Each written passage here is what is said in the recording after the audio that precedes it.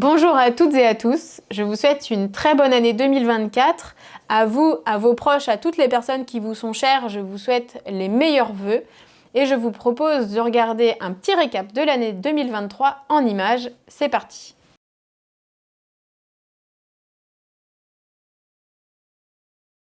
Madame la Première ministre, bonjour. Notre proposition de loi sur la gratuité de l'éducation.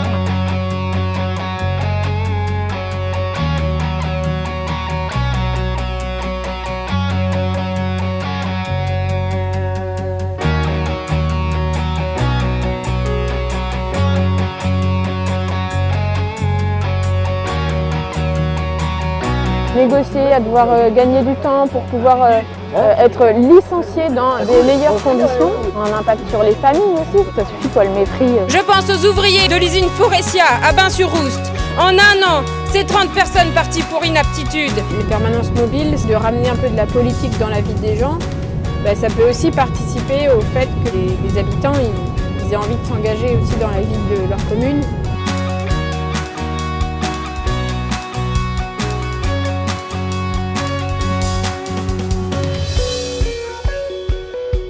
Dans le cadre de portraits sur la ruralité, je vais rencontrer les facteurs et les factrices. Le service public de la Poste, c'est probablement le dernier rempart de l'isolement des gens en zone rurale. On est encore là quand même. Des fois, ils baissent les bras. Moi, j'arrive avec le sourire, une petite blague. Bonjour Annick. Ça égaye un petit moment de leur journée. Je trouve que ça a tout son sens quand même.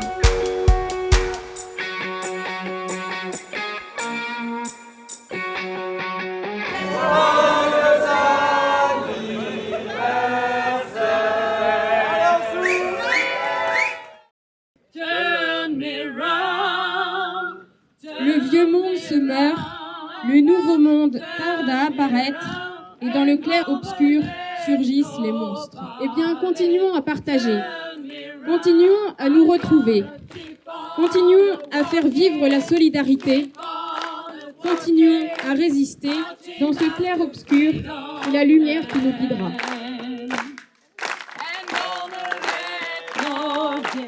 Comment expliquer aux maires de nos communes rurales qu'ils doivent faire des efforts sur l'artificialisation quand on veut construire sur leur terre une ligne grande vitesse qui ne s'arrêtera même pas dans leur commune? La LGV ne répond pas aux enjeux de développement de la mobilité collective en milieu rural. L'amélioration du réseau ferroviaire est un véritable enjeu, mais ne peut se faire en contradiction avec les préservations de la biodiversité et des terres agricoles. Encore une fois, nos communes rurales sont sacrifiées pour la desserte de quelques métropoles. La misère, c'est quand en France, 7e puissance mondiale, on manque de médicaments. La misère, c'est quand à Rennes, le président de l'université est obligé d'appeler à la solidarité des habitants pour loger les étudiants. Depuis 1 an et demi, de permanence en permanence, toujours les mêmes inquiétudes qui reviennent. Mobilité, logement, hausse des prix, santé. Les maires attendent plutôt de nous des réponses aux problématiques quotidiennes auxquelles ils font face.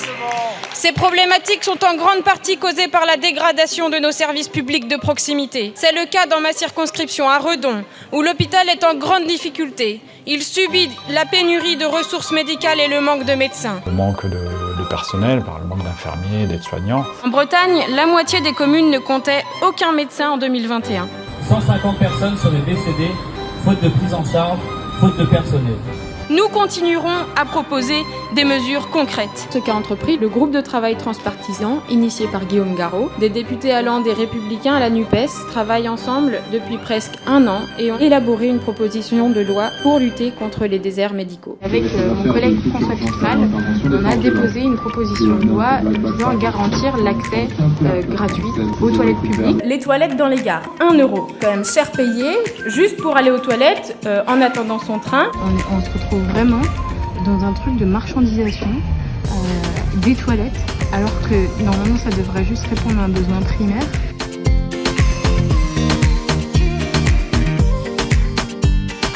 N'hésitez pas aussi à venir me voir et échanger, c'est aussi pour ça qu'on fait ce genre d'événement.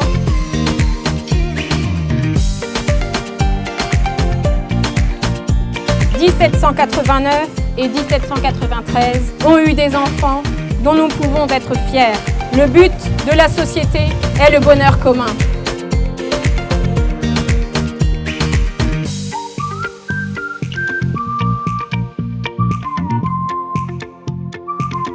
Moi, ce que je veux leur répondre à ces jeunes, ces revendications, nous, en tant que parlementaires, c'est aussi notre rôle de les écouter et de les ramener à l'Assemblée nationale. Notre urgence demande toute notre énergie, c'est la réforme des retraites. Cette image est réellement spectaculaire.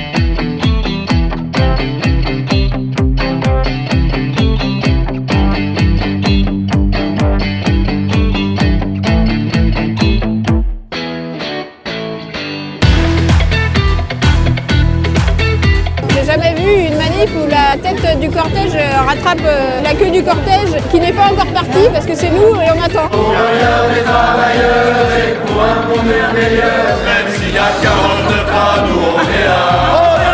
Hier, les Français se sont encore une fois déplacés en masse pour défendre leurs acquis sociaux. Vous pensez que les Français n'ont rien compris à votre réforme ? Mais c'est vous qui n'avez rien compris à la vie des Français. Débats qui sont dynamiques, il faut le dire. J'ai entendu ce matin d'une députée du groupe Renaissance, ce n'est pas la rue qui viendra dicter ce qui doit se passer à l'Assemblée. Eh bien si, qui nous a élus ? Les gens qui étaient dans la rue aujourd'hui. Votre réforme viendra toucher avant tout les femmes et les métiers les plus durs. Combo gagnant pour les femmes en agriculture. Avant la tempête, on a vu 3 tunnels et là on n'en a plus qu'un. Plein de maraîchers, ils sont du Finistère, là, dans leur coin, qui annulent toutes les commandes, ils n'ont plus rien, tous leurs tunnels pillés. Si ça nous arrive un jour, je pense que tu t'en remets pas. Je viens moi-même du monde agricole, du monde paysan et j'en suis très fière.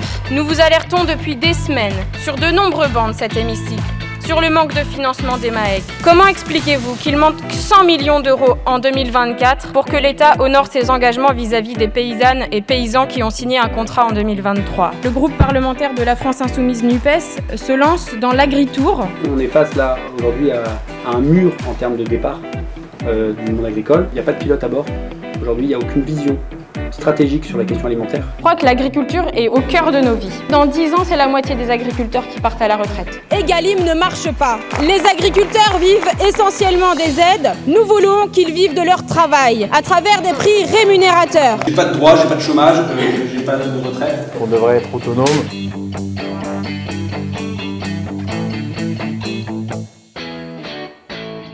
La gauche, unie, doit renouer avec le monde agricole et le convaincre que nous sommes leur meilleur allié. Ça a une concentration de vitamine C, c'est du petit pois. Au stade micro-pouce,